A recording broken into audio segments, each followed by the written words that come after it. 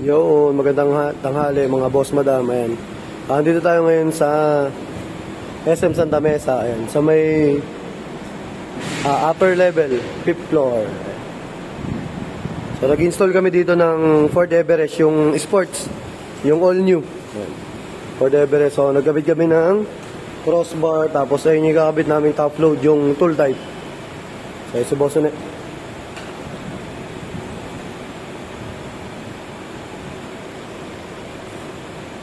So, na-install na namin yung crossbar eh. Kinakabit niya na lang yung takip. Yung with G-set. Ayan. Sa Ford Everest, yung pinaka-latest model. Ayan. So, lapat na lapat dito yan mga boss. Ayan. Ito ng pagkakalapat sa railings. Tapos, with G-set na yung crossbar. Yung heavy duty na ginagamit natin. Then, yung tool type yung ilalagay namin, yung 50x38. Tool type na 50x38. So, tulungan ko lang magkabit si Uninong mga cover, tapos sample video ulit tayo mamaya nung sa nakakabit na yung top load. Ayan, tulungan ko lang muna si Uni. So, ayan mga boss, madam, dinidrill na namin, bolt on. Yan o. Binobolt on na namin yung crossbar, papunta ng top load. Ayan, magiging ganyan yung ilalim. Naka-bolt M.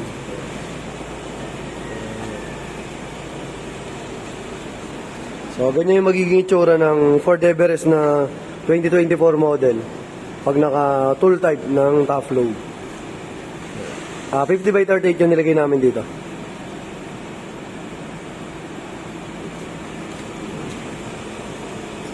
Stick. Bas-bas. Bas-bas ulit.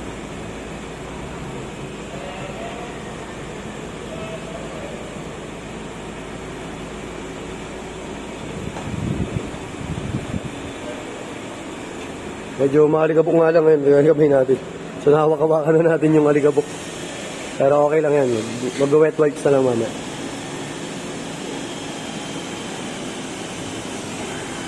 So sa mga gusto mag-avail, available yan sa JLJ Car Accessories, Motomac Works, saka yung sa vlog namin, yung JLJ Car Motovlog. So pakilan na rin namin nilagay ito eh, sa mga Ford. Yung iba naman, basket type, yung mga ibang nilagyan namin. Katulad nun, yung katabi natin na yun. Ganun, basket type na 50x38. Ito naman, tool type, alloy type, yung crossbar, saka yung offload, tapos 50x38 na black. Sige.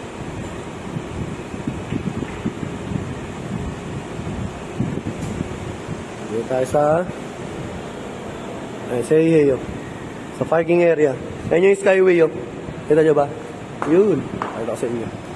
Ito lang yung skyway. Ayan o. Skyway. Dito tayo sa taas eh. Ayan.